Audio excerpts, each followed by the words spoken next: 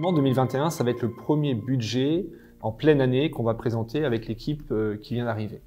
Alors ce budget, il a des choses un petit peu particulières. Il y a deux volets particuliers. Le premier, c'est qu'on est en train de réorienter toute une série de politiques, notamment sur la culture, sur les quartiers, sur l'éducation. Ça, c'est une priorité pour nous. On a mis beaucoup d'argent sur ces secteurs-là. Donc ça, c'est l'animation. Et effectivement, on va monter un petit peu en charge de personnel parce qu'on est en train de réorienter les choses pour redescendre dans les 2-3 ans qui viennent. Et l'autre volet, c'est l'investissement. On va avoir un niveau record d'investissement qui va frôler les 28 millions d'euros. C'est un record pour Dreux, mais on a décidé de le faire pour deux raisons. Premièrement, parce qu'on peut le faire.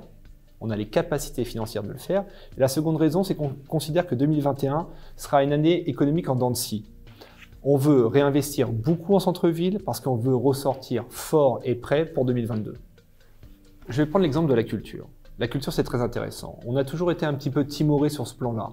Aujourd'hui, on a quasiment doublé le budget culture parce qu'on considère que c'est un élément très puissant de cohésion sociale et de rayonnement de la ville.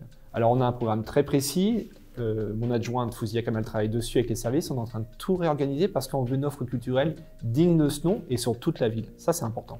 2021 sera une année record d'investissement, c'est vrai. Pourquoi? Il y a deux raisons. La première, c'est qu'on peut le faire financièrement puisqu'on est 2 fois moins endetté que la moyenne nationale. Sauf que le sous-endettement, c'est pas forcément très bon. Une ville a besoin de réinvestir lourdement sur ses équipements. On va le faire notamment en centre-ville parce que le centre-ville, en réalité, depuis 30 ans, n'a pas trop bougé.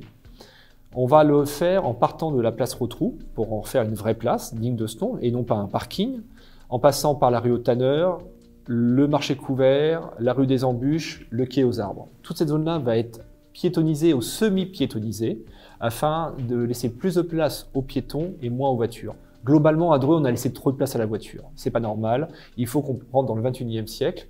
Donc, il y aura une stratégie de parking souterrain autour du centre-ville et des places minutes contrôlées, des vraies places minutes en centre-ville pour permettre aux commerçants d'avoir leurs clients qui puissent aller chercher leurs chaussures, aller à la poste, chercher leurs cigarettes, prendre un café, etc.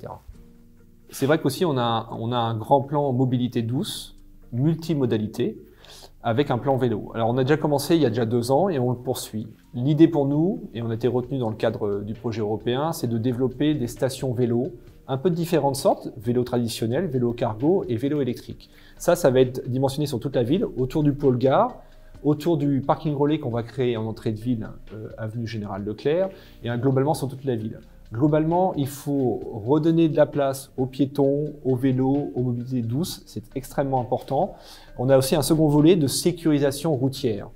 Il y a des rues où manifestement des gens roulent trop vite.